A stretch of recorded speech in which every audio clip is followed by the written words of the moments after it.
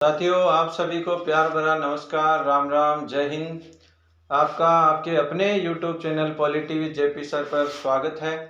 साथियों, आज हम बात करने जा रहे हैं राजस्थान लोक सेवा आयोग द्वारा आयोजित दिसंबर माह में वरिष्ठ अध्यापक भर्ती परीक्षा की, जिसका टाइम टेबल है वो जारी किया जा चुका है।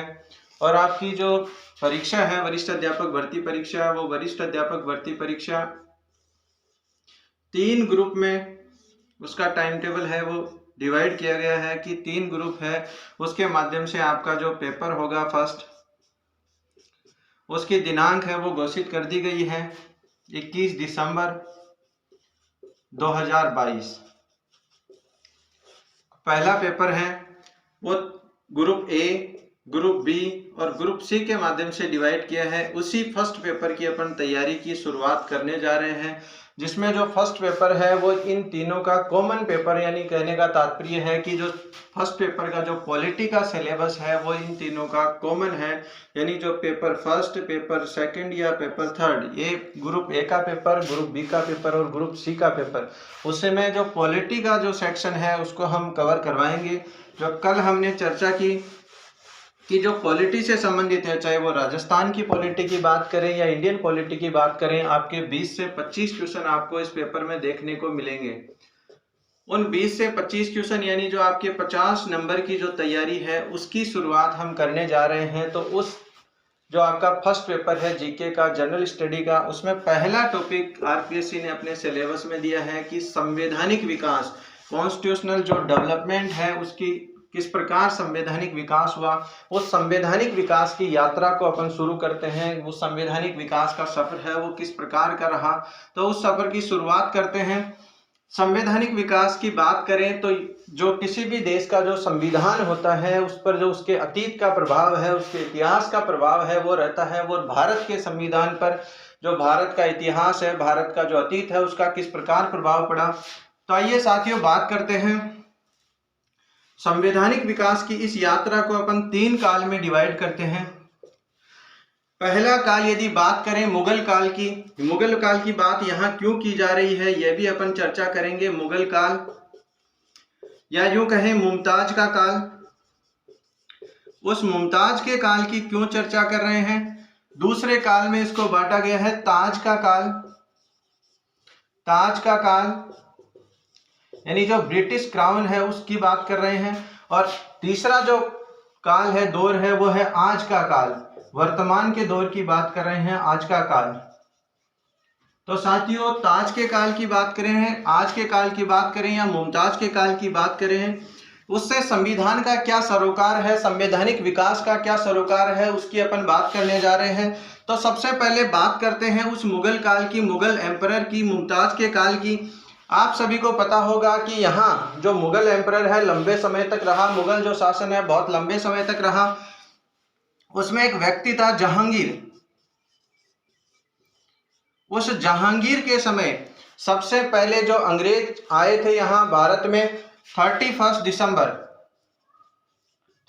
दिसंबर को आप सभी को पता है कि आप क्या मनाते हैं, नए साल के, जो पुराना साल है उसके जाने का जश्न और नए साल है उसके आने की खुशी मनाई जाती है। तो इसी 31 दिसंबर को यहाँ जहांगीर से मिलने के लिए एक व्यक्ति आया। उस व्यक्ति का नाम क्या है, टॉमस रो।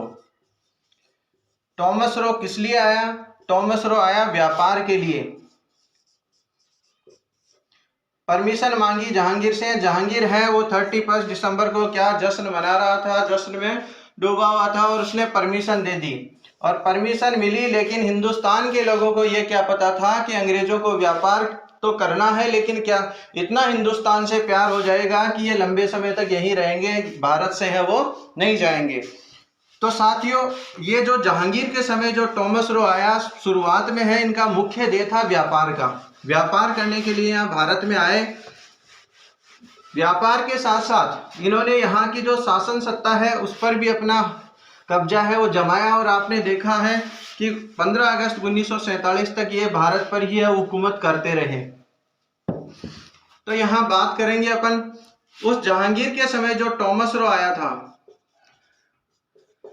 टॉमस रो है मुख्य ध्येय क्या था, व्यापार का। लेकिन धीरे धीरे अंग्रेजों की जो महत्वाकांक्षाएं हैं वो बढ़ती गई और इन्होंने क्या किया, यहाँ के जो शासक है, यहाँ के जो राजा है, उनको अपनी कूटनीतिक चालों में है ये जकड़ते गए। और उसके बाद आपने देखा होगा कि कुछ युद्ध भी है वो इनके द्वारा लड़े गए। उन युद्धों की बात करें तो आपका 1757 का जो युद्ध है, 1757 का प्लासी के युद्ध के बारे में आप जानते होंगे। प्लासी का युद्ध,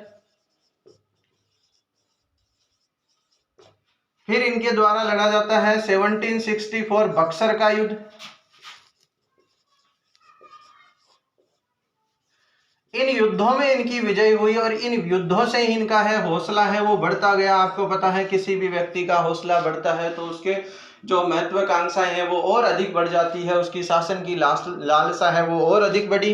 इन युद्धों की विजय के बाद अंग्रेजी जो हुकूमत है उसने अपने पांव है पूरे भारतवर्ष में पसारने शुरू कर दिए।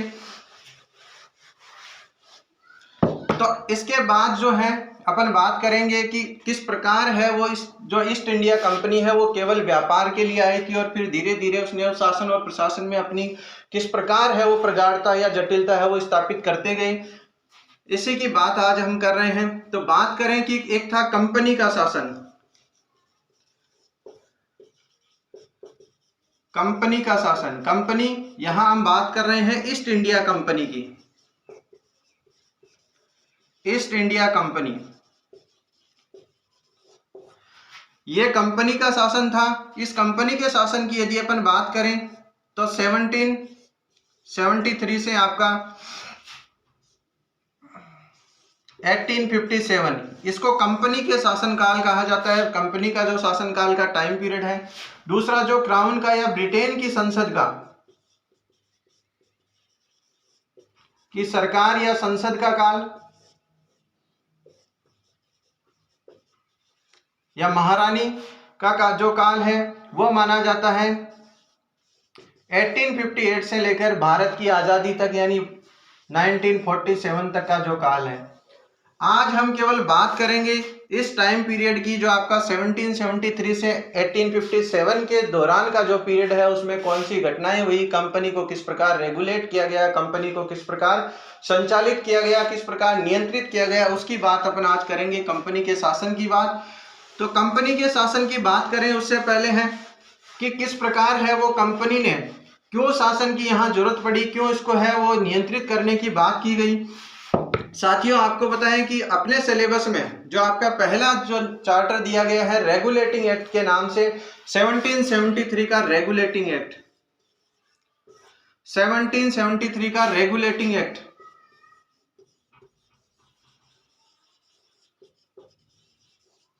इस रेगुलेटिंग एक्ट में क्या हुआ, पहली बार कंपनी को जो नियंत्रित करने का प्रयास है इस अधिनियम के माध्यम से किया गया।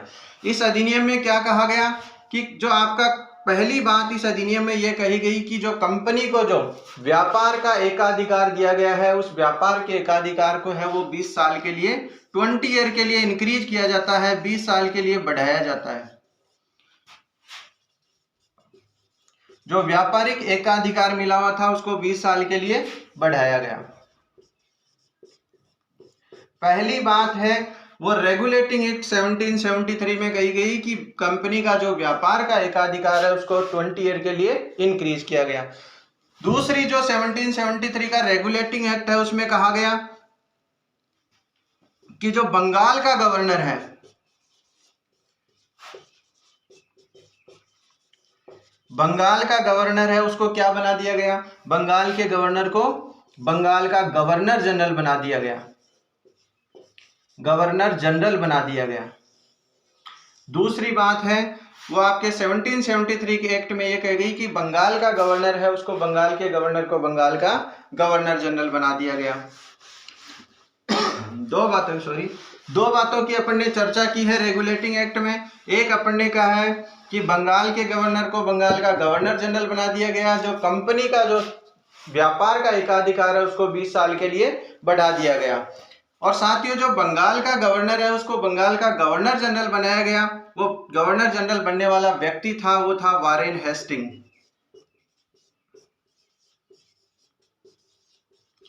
वारेन हेस्टिंग पहला व्यक्ति था जो बंगाल का गवर्नर जनरल बना।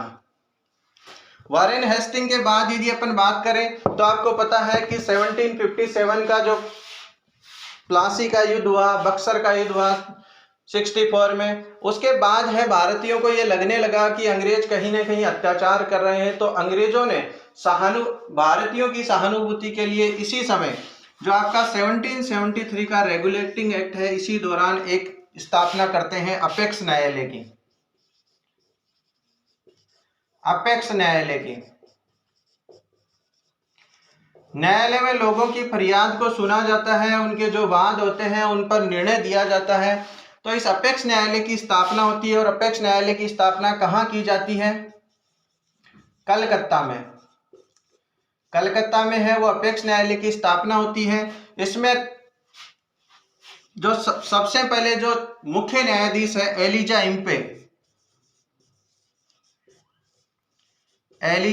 उसकी नियुक्ति होती है। यह अपेक्स न्यायालय कब स्थापित होता है? अपेक्स न्यायालय की स्थापना होती है 26 जुलाई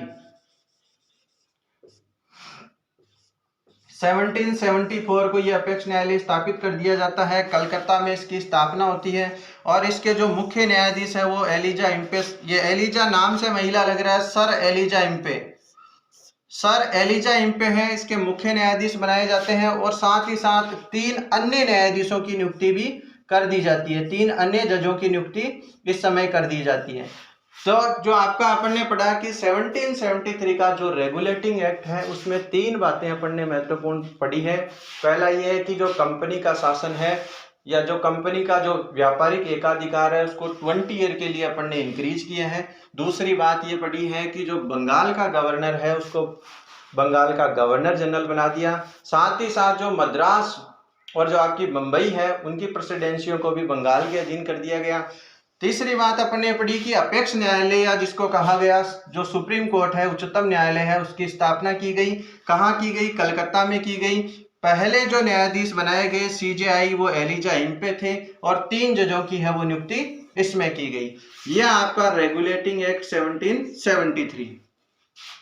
साथियों आगे अपन बात करते हैं, क्योंकि बात वही करेंगे जो आपको पसंद हो। जो RPSC है वो किस प्रकार के क्वेश्चन पूछती है, उन क्वेश्चन की चर्चा भी हम करेंगे। और वो किस माध्यम से करेंगे? कल अपन ने चर्चा की कि हमारा जो टेलीग्राम चैनल है पॉलिटी विद JP सर पर जो आपका जो भी टॉपिक होगा उससे संबंधित क्वेश्चन है वो वहां डाले जाएंगे। एक टेस्ट सीरीज के माध्यम से वो निःशुल्क होगा सारा। अब इसके बाद अधिनियम आता है 1784 का अधिनियम, 1784 का Pitt's India act. Pitt's India act, यह पिट्स इंडिया एक्ट है। पिट्स नाम क्यों रखा? पिट्स नाम इसलिए रखा क्योंकि इस दौरान जो आपके 1784 में जो ब्रिटिश प्रधानमंत्री है, ब्रिटिश PM है, उनका नाम है यंगर द पिट्स। यंगर द पिट्स, तो उन्हीं के नाम पर है वो अपन ने इसका नाम रखा पिट्स इंडिया एक्ट। अब पिट्स इंडिया एक्ट की क्या मुख्य बात रही? पिट्स इंडिया एक्ट में क्या कहा गया कि एक तो क्या करेंगे, बोर्ड ऑफ कंट्रोल की स्थापना होगी। जो अपने एक है बोर्ड ऑफ डायरेक्टर की स्थापना है वो 1773 के अधिनियम में ही कर ली थी। बोर्ड ऑफ कंट्रोल की स्थापना होगी, यानी एक नियंत्रक मंडल है उसकी स्थापना की जाएगी। जो 6 मेंबर है उनकी नियुक्ति की जाएगी। 6 मेंबर की नियुक्ति है वो बोर्ड ऑफ कंट्रोल के माध्यम से करेंगे। एक साथ ही साथ इन्होंने क्या कहा कि जो ईस्ट इंडिया कंपनी है, ईस्ट इंडिया कंपनी है उसका जो व्यापारिक और जो प्रशासनिक कार्य है, यानी जो वाणिज्यिक कार्य और उसके साथ साथ जो राजनीतिक कार्य है उनका सेपरेशन किया जाएगा। जो यानी ट्रेड और जो आपका एडमिनिस्ट्रेशन है उसको अलग अलग किया जाएगा। व्यापार और आपका राजनीतिक कार्य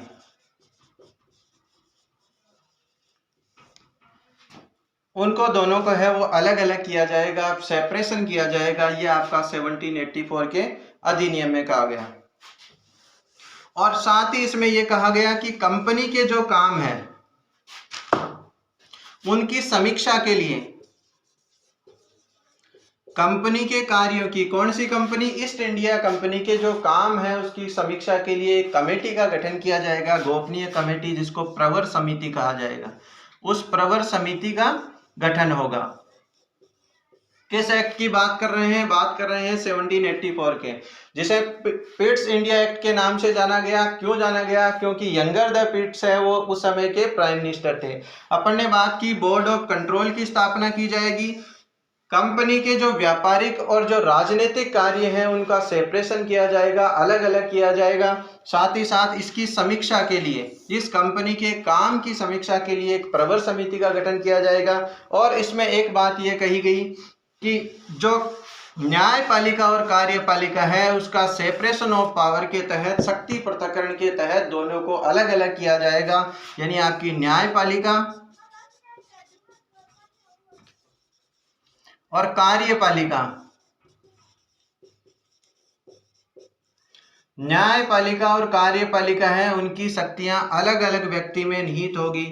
ये है आपका 1784 का Pitt's India act. Pitt's India act में अपन ने ये बातें पढ़ी कि बोर्ड ऑफ कंट्रोल की स्थापना होगी, आपकी व्यापारिक और जो राजनीतिक कार्य है उनको अलग अलग किया जाएगा, न्यायपालिका और आपकी कार्यपालिका है उसको अलग अलग किया जाएगा। साथियों ये है 1784 का पिट्स इंडिया एक्ट। अब उसके बाद एक अधिनियम आता है, वो है 1793 का charter act.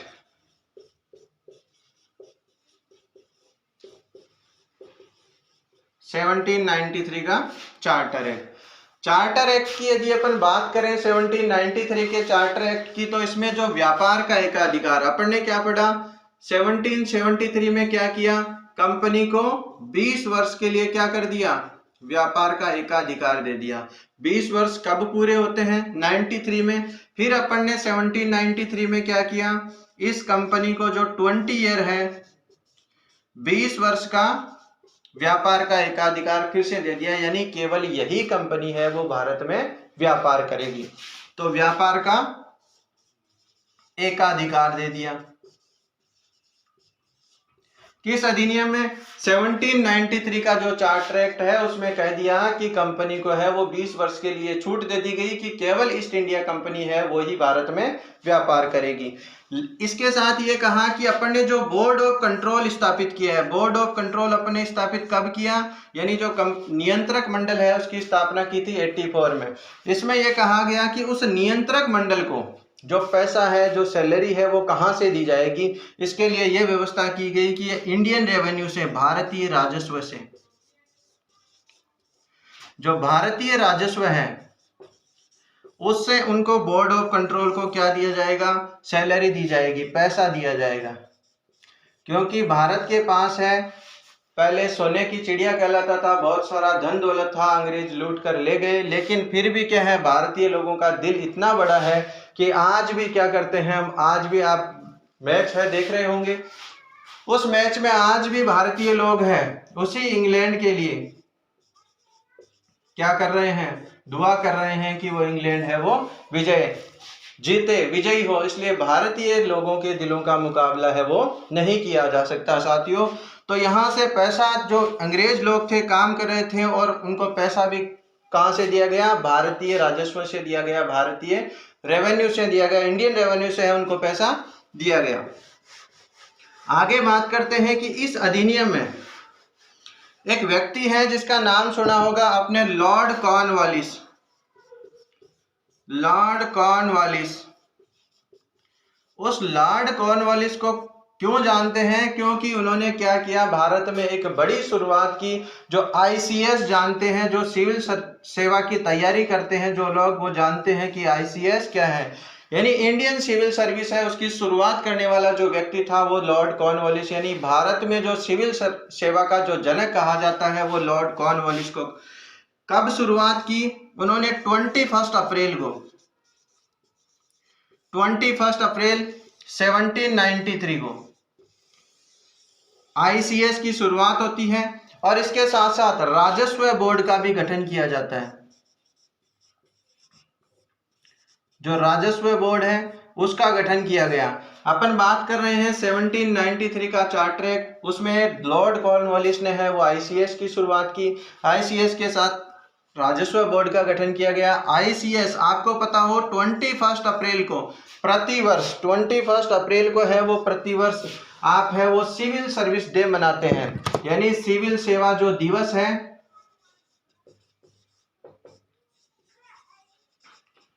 Civil service day है वो प्रतिवर्ष है वो 21 अप्रैल को मनाया जाता है।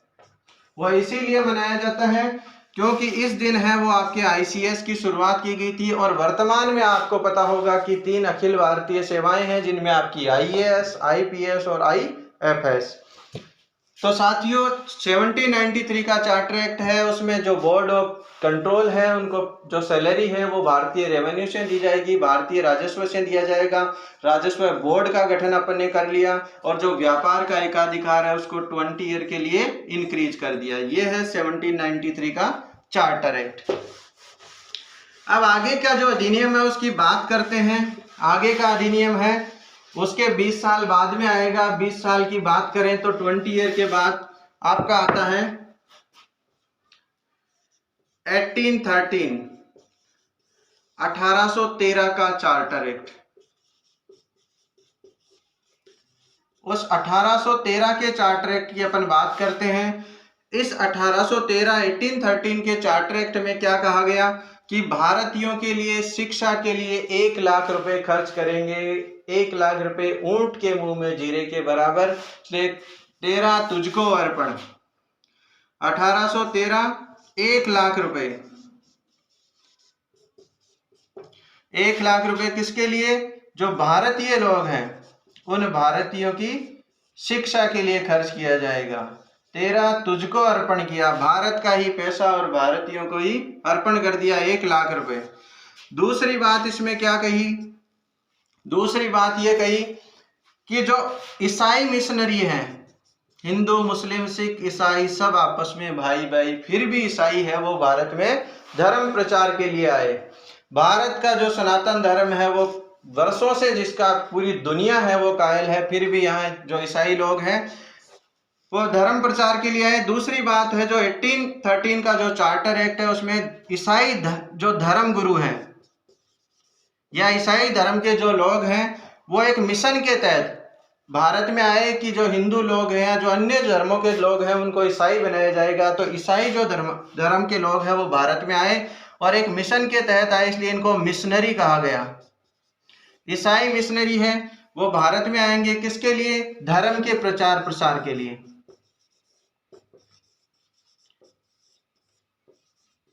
धर्म के प्रचार प्रसार के लिए भारत में आए। किसकी बात कर रहे हैं? 1813 का जो चार्टर एक्ट है उसमें 1 लाख रुपए भारतीय शिक्षा के लिए खर्च किया गया। दूसरा ईसाई धर्म के जो प्रचार के लिए है, ईसाई धर्मावलंबी ईसाई जो मिशनरी है वो भारत में आए प्रचार प्रसार के लिए।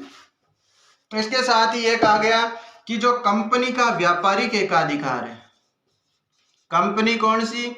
बात उसी कंपनी की कर रहे हैं, ईस्ट इंडिया कंपनी। कंपनी का व्यापारिक एकाधिकार,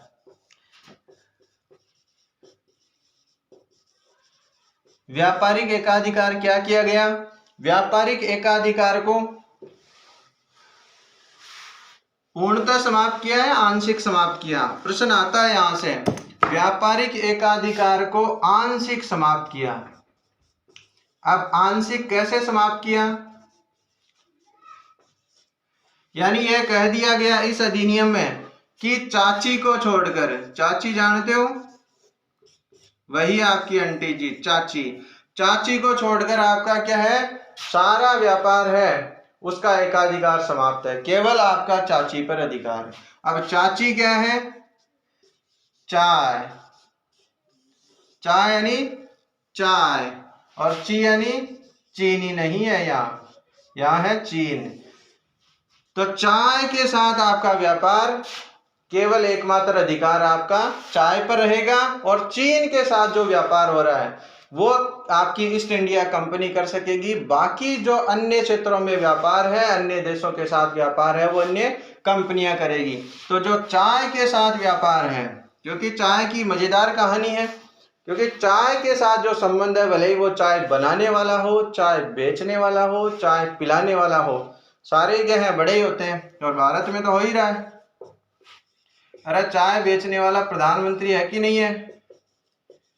तो उस समय भी क्या है, चाय की कहानी आज की नहीं है, बरसों पुरानी है। कब की है? 1813 की बात है। और चीन का हर बार क्या करते हो, चीनी सामान का बहिष्कार करेंगे, करते हो कि नहीं करते?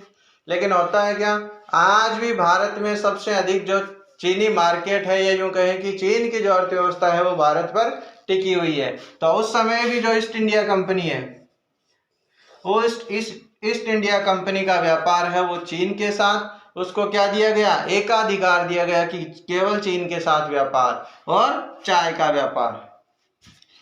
ये दो क्षेत्रों में है, व्यापार का एकाधिकार बना रहा, यानी केवल एकमात्र आपकी ईस्ट इंडिया कंपनी ही व्यापार करेगी। चाय बनाने वाला नहीं, चाय पिलाने वाला भी बड़ा होता है। और आंशिक व्यापार जो एकाधिकार है, उसको समाप्त किया गया। ये 1813 का चार्टर एक्ट। अब बात करते हैं 1813 के चार्टर एक्ट के बाद एक एक्ट आता है 1833 का एक्ट। 1833 का एक्ट, उस एक्ट में क्या बात विशेष रही? 1833 1833 का चार्टर एक्ट।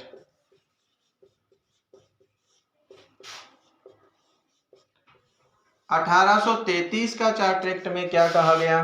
पहली बात है तो ये कही गई कि जो शासन है, जो कंपनी का शासन है, उसको सेंट्रलाइज किया जाएगा, केंद्रीयकरण किया जाएगा। केंद्रीयकरण जानते हैं, एक होता है सेंट्रलाइजेशन और एक होता है डिसेंट्रलाइजेशन। फर्क आप समझ सकते हैं। यानी यहां जो शक्ति है वो एक व्यक्ति में निहित हो जाती है, एक व्यक्ति में शक्ति निहित है, उसको कहा जाता है सेंट्रलाइजेशन। और डिसेंट्रलाइजेशन का तात्पर्य ये होता है कि शक्तियों का बंटवारा होता है, शक्तियों को बांटा जाता है, सेपरेशन ऑफ पावर होता है, उसको कहा जाता है डिसेंट्रलाइजेशन। लेकिन इसमें केंद्रीयकरण की शुरुआत होती है, सेंट्रलाइजेशन की शुरुआत होती है कब की? 1833 की बात अपन कर रहे हैं। साथ ही साथ इसको क्या कहा गया कि जो गवर्नर जनरल ऑफ बंगाल था, कौन था? अपन ने बात की वारेन हेस्टिंग की। Governor of general of Bengal Warren Hastings था, उस समय अपन ने बात की थी। कब? 1773 में। इस अधिनियम में क्या हुआ 1833 में कि जो गवर्नर जनरल ऑफ बंगाल है वो क्या बन गया? Governor general of India, Bharat का गवर्नर जनरल बन गया। जो बंगाल का गवर्नर जनरल था वो इस अधिनियम में 1833 में भारत का गवर्नर जनरल बन गया, भारत का गवर्नर जनरल। और कौन बना भारत का governor general? Lord William Bentinck. यानी जो बनने वाला व्यक्ति था वो था Lord William Bentinck, Lord William Bentinck. भारत का जो विधि सदस्य के रूप में लॉर्ड मैकाले की नियुक्ति होती है। और मैकाले को आप जानते हैं, जिन्हें आधुनिक शिक्षा का जनक, जो मॉडर्न एजुकेशन आप देख रहे हैं,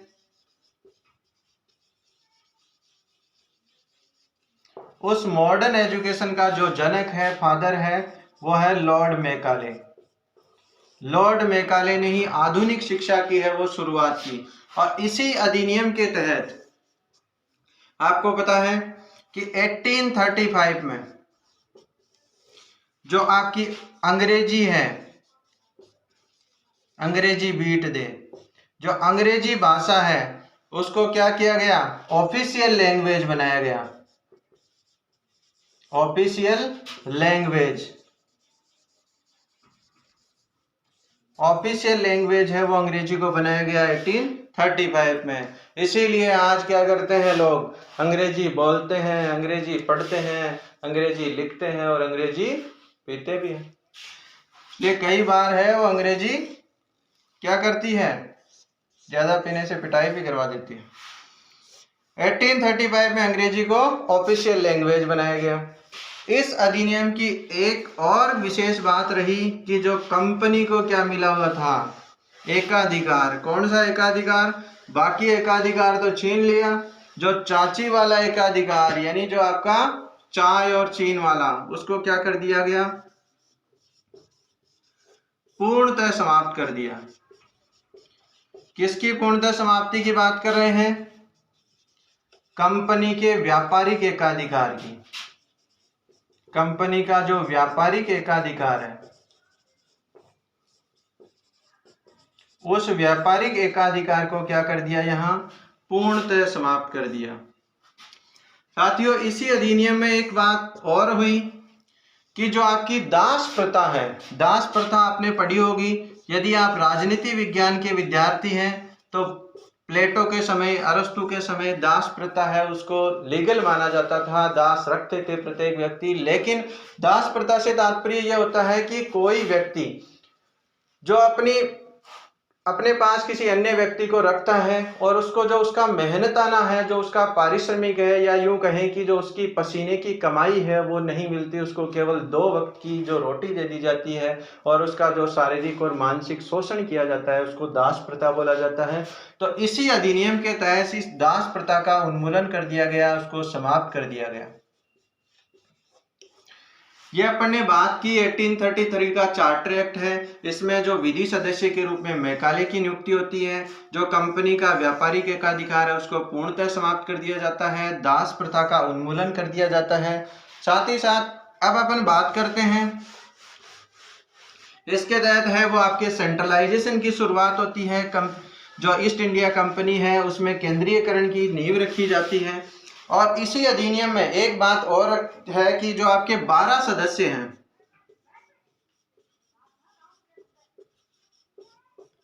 12 सदस्यों से मिलकर एक परिषद का गठन किया जाता है जिसे बोला जाता है विधान परिषद।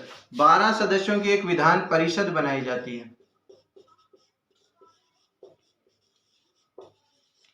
12 सदस्यों से मिलकर एक विधान परिषद बनाई जाएगी। ये बात की अपन ने 1833 का चार्टर एक्ट की।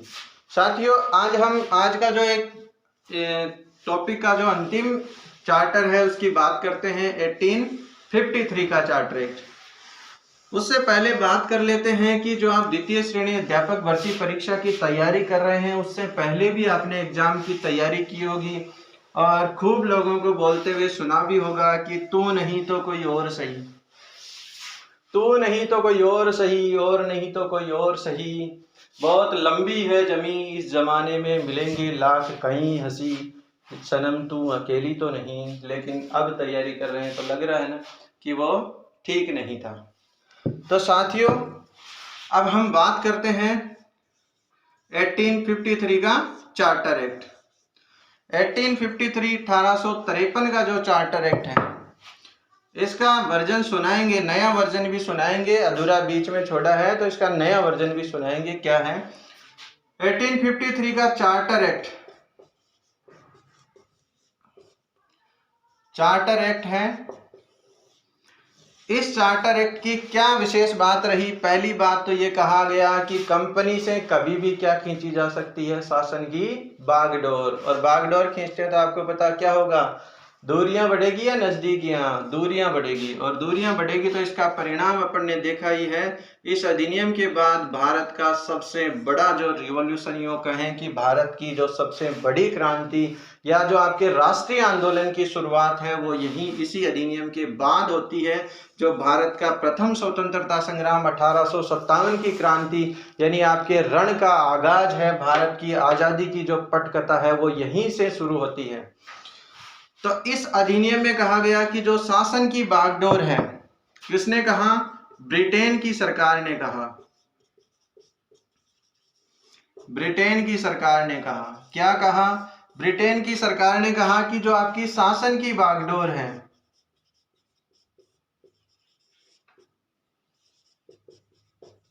वो कभी भी ली जा सकती है। कभी भी ब्रिटिश संसद है वो अपने हाथ में ले सकती है। ब्रिटिश संसद या ब्रिटेन का जो ताज है, क्राउन है, वो अपने हाथ में ले सकता है। किसकी? जो शासन की बागडोर है उसको ले सकता है। किसमें कहा? इस 1853 के अधिनियम में कहा। दूसरी बात उन्होंने क्या कही कि जो सिविल सेवा की अपन ने बात की। कब की सिविल सेवा की बात? सिविल सेवा की अपन ने बात की थी लॉर्ड कॉर्नवालिस के समय की। आईसीएस की शुरुआत करने वाली उन्होंने की थी। आईसीएस है, इसकी शुरुआत है वो लॉर्ड कॉर्नवालिस को आईसीएस का जनक कहा जाता है, भारतीय सिविल सेवा का जनक कहा जाता है। इस अधिनियम में 1793 के अधिनियम में अपन ने कहा कि यहाँ से इसकी शुरुआत होती है। 21 अप्रैल को सिविल सेवा दिवस मनाते हैं। तो इस सिविल सेवा के लिए खुली प्रतियोगी परीक्षा जैसे आपकी हो रही है कि जिसमें होगा जितना दम वो आजमा लेगा वरना रह जाएगा। तो खुली प्रतियोगी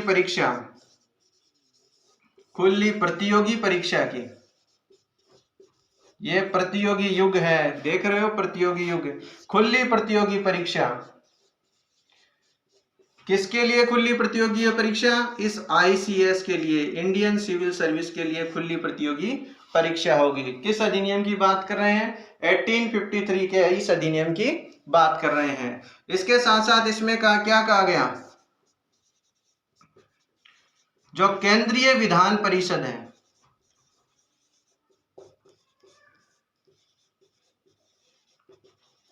यानी आपके एक सेंट्रल लेवल पर एक विधान परिषद है, उसमें स्थायी जो प्रतिनिधित्व है, यानी या यूं कहें कि स्थानीय प्रतिनिधित्व है, स्थानीय प्रतिनिधित्व है। जो सेंट्रल जो विधान परिषद है, केंद्रीय विधान परिषद है, उसमें स्थानीय प्रतिनिधित्व दिया जाएगा। किनको दिया जाएगा? भारतीय लोगों को दिया जाएगा। स्थानीय प्रतिनिधित्व भारतीय लोगों को, स्थानीय प्रतिनिधित्व दिया जाएगा। और पहली बार किसे दिया गया, इसकी भी अपन चर्चा करते हैं। पहली बार दिया गया लॉर्ड डलहौजी के समय। लॉर्ड डलहौजी का आपने नाम सुना होगा। डॉक्ट्रिन ऑफ लैप्स की जो नीति थी, हड़प की जो नीति थी, वही लॉर्ड डलहौजी। लॉर्ड डलहौजी के समय प्रसन्न कुमार टैगोर,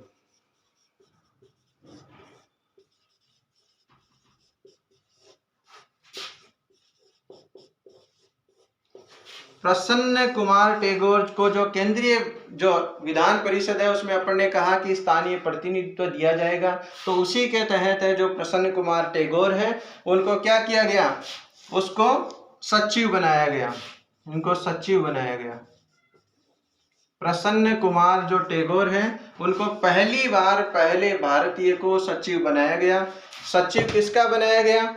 जो गवर्नर जनरल की जो परिषद है, गवर्नर जनरल की परिषद का है, वो प्रसन्न कुमार टैगोर को सचिव बनाया गया। प्रश्न पूछ लिया जाता है कि पहली बार किस व्यक्ति को है गवर्नर जनरल की परिषद का सचिव बनाया गया? तो आपके प्रसन्न कुमार टैगोर। इसके साथ साथ जो आपकी विधान परिषद है उसकी बात भी कर लेते हैं, क्योंकि इसी अधिनियम के तहत है वो विधान परिषद है। उसकी बैठक होती है वो 20 मई 1954 को। पहली बार विधान परिषद की प्रथम बैठक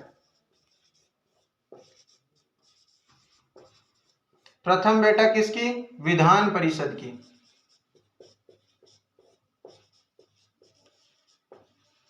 विधान परिषद की इसी अधिनियम के तहत है वो प्रथम बैठक है 20 मई 19 नहीं है, यहाँ 18 है। 19 में तो देश आजाद हो गया था। 1854 में 20 मई 1854 में है वो प्रथम बैठक है वो आयोजित की जाती है। केंद्रीय विधान परिषद में स्थानीय प्रतिनिधित्व हो गया। इसमें अपन ने बात की कि जो शासन की बागडोर है वो है ब्रिटेन की सरकार है, कभी भी ले सकती है। और एक जो संपूर्ण भारत है, पूरे भारत के लिए क्या किया जाएगा? एक विधानमंडल बनाया जाएगा। पूरे भारत के लिए विधानमंडल की स्थापना होगी। ये अपन ने बात की 1853 का चार्टर एक्ट। आज अपन ने जो बात की है वो बात की है 1703 का जो रेगुलेटिंग एक्ट से शुरुआत की थी। अपन ने कंपनी के शासन की बात की है। केवल जो कंपनी का शासन है उस कंपनी के शासन की बात की है। कंपनी के शासन में बात क्या क्या की है, बात ये की है, एक तो अपन ने पढ़ा है रेगुलेटिंग एक्ट। कंपनी के शासन में रेगुलेटिंग एक्ट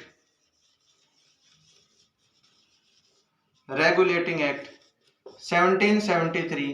फिर अपन ने पढ़ा है 1773 के बाद में 1784 का जो पिट्स इंडिया एक्ट है उसकी बात की है। फिर उस अपन ने बात की है 1793 का चार्टर एक्ट। फिर अपन ने बात की है 1813 का जो तेरा तुझको अर्पण, ये चार्टर एक्ट की शिक्षा वाला।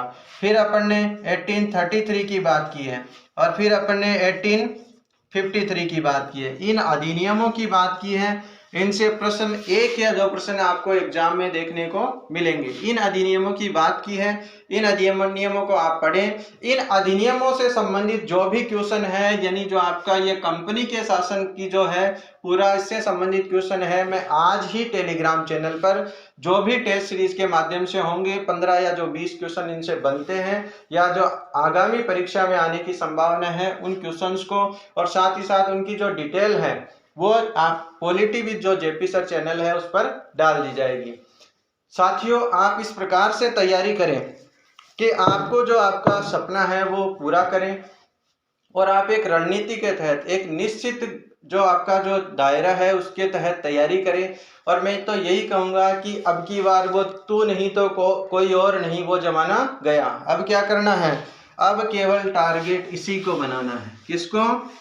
जो वरिष्ठ अध्यापक भर्ती परीक्षा है। क्योंकि आप ये परीक्षा यूं कहें कि आपके सर पे बैठी हुई है, सर पे, जानते हो, वरिष्ठ अध्यापक भर्ती परीक्षा, यह वरिष्ठ अध्यापक भर्ती परीक्षा है, इसी को टारगेट बनाना है। तो अब अपने को क्या कहना है कि तू नहीं तो कोई और नहीं। किसकी बात कर रहे हैं? वरिष्ठ अध्यापक की। बनना यही है, मिशन मास्टर के तहत बनना यही है, तू नहीं तो कोई और नहीं। क्यों नहीं और? क्योंकि तुझसे ही हमारी क्या है, तुझसे ही हमारी यारी है, तुझसे ही हमारी हंसी है, तुझसे ही हमारी खुशी है। होंगे ऐसे तो लाख जमाने में हंसी, जैसे विद्या संबल, देखा आपने कितनी बेरोजगारी है। तो क्या कहना है, तू नहीं तो कोई और नहीं, ऐसे तो होंगे लाख जमाने में हंसी, पर हमारी तो तुझसे ही खुशी, तुझसे ही हंसी। इसलिए हमें तो क्या चाहिए, केवल तू ही चाहिए। इसलिए हमारी तो तुझसे ही हंसी, तुझसे ही खुशी, और तू यदि अब की बार ना फंसी। किसकी बात कर रहे हैं? यदि अब की बार ना तू फंसी तो क्या होगा, हमारी होगी जग हंसी। इसलिए तुझे पाना जरूरी है, इसलिए तुझे पाना जरूरी है। अब की बार जो एग्जाम है, जो आरपीएससी है, जो लोगों के ताने हैं, जो अपमान है, उनको हराना जरूरी है। और हराओगे तभी जब क्या है, आप किसी एक ऐसे गाइडेंस के तहत एक ऐसे व्यक्ति के साथ जुड़ेंगे। इसलिए आरपीएससी आपको खुद कहेगी, क्या कहेगी, कि अब की बारी आपकी हुई किससे यारी है, अब की बारी आपकी हुई किससे यारी है, जो इतनी तैयारी है, जो सब तैयारियों पे भारी है। जितनी भी आज तक आपने तैयारियां की है उन सब तैयारियों पे भारी है। इसीलिए आरपीएससी खुद कह रही है कि आज मैं आपसे हारी हूं, और अब बंदे तेरी खुद की तैयारी है, तेरी खुद की इतनी तैयारी है कि अब तेरी जिम्मेदारी है इस 1 महीने या जो आपके 40 दिन है उसमें आप कितना कर पाते हैं, ये खुद की जिम्मेदारी है। क्योंकि ये क्या है, ये आपकी जीत की तैयारी है, और इस जीत की तैयारी को बरकरार रखें। साथियों, जो हम ये मुहिम शुरू की है, इस मुहिम के साथ आप जुड़े हुए हैं तो निश्चित रूप से आपकी ये जीत की तैयारी पूरी होगी। इसलिए जो हमारी जो ये तैयारी हम आप लोगों के साथ करवा रहे हैं, आप लोगों को ये तैयारी करवा रहे हैं, ये हमारी तैयारी है। वो आगाज से अंजाम तक की तैयारी है, आपकी उस मंजिल से मुकाम तक की तैयारी है कि आपको उस मंजिल पर ले जाएंगे, उस मुकाम पर पहुंचाएंगे साथियों। लेकिन आप निश्चित रूप से इस तैयारी के साथ जुड़े रहें, रेगुलर अपनी तैयारी है उसको और अधिक पहना करें, धार देते रहें साथियों। Thank you. जय हिंद, जय भारत।